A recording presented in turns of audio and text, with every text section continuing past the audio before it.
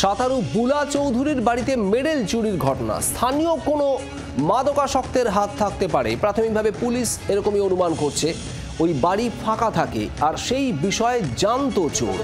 বাড়ির পিছনের গ্রিল কেটে চোর ঢুকেছিল। 3টি সিসি ক্যামেরা রয়েছে বাড়িতে এবং প্রত্যেকটি সিসি ক্যামেরায় ঢেকে ফেলা হয়েছিল। আর তারপরেই এই চুরির ঘটনা। পিয়ালি মিত্র আমাদের প্রতিনিধি রয়েছেন আমাদের সঙ্গে। পিয়ালি, বাড়ি ফাঁকা থাকতো এবং তারই কি সুযোগ নিয়েছে চোর?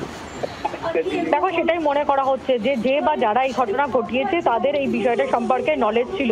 বুলা চৌধুরী তিনি নিজে কলকাতাতে থাকেন, তার হিন্দমোটরের বাড়ি সেটা একটি গলির ভেতরে, বেশ কিছুটা ইন্টেরিয়ারের ভেতরে, এবং সেটা ফাঁকা থাকে বেশ কয়েক বছর ধরে। এবং একজন কেয়ারটেকার আছেন যিনি মাঝে মধ্যে আসছেন। সেই কেয়ারটেকার তিনি গত 19শে জুলাই শেষবার এসেছিলেন, পরিষ্কার করে দিয়ে তিনি চলে গেছেন। তারপর থেকে তিনি অসুস্থ, ফলে বাড়ি যে ফাঁকা থাকে সেটা নলেজ ছিল।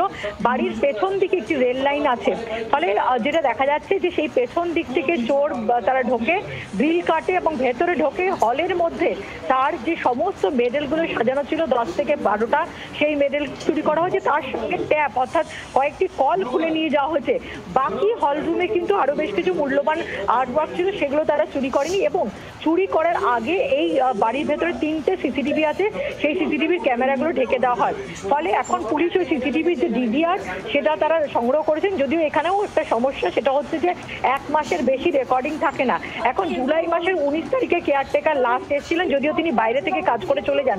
ফলে কবে এই বাড়ির পেছনটা থেকে গ্রিল কেটে চুরি হয়েছে এখনো পর্যন্ত স্পষ্ট নয়। ইতিমধ্যেই পুলিশ তদন্ত শুরু করেছে। তবে একটা বিষয় স্পষ্ট, কোনো স্থানীয় চোর বা মাদকাসক্ত তাদেরই এর পেছনে, এই গোটা ঘটনার পেছনে হাত রয়েছে বলে তারা মনে করছেন। ইতিমধ্যেই হিন্দমোটরের চন্দননগর কমিশনারেটের পুলিশ তারা তদন্ত শুরু করেছে।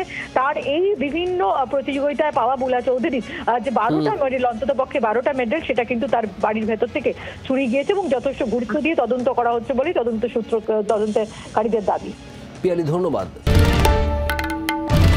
বাংলার আওয়াজ, বাঙালির আবেগ, জি 24 ঘন্টা।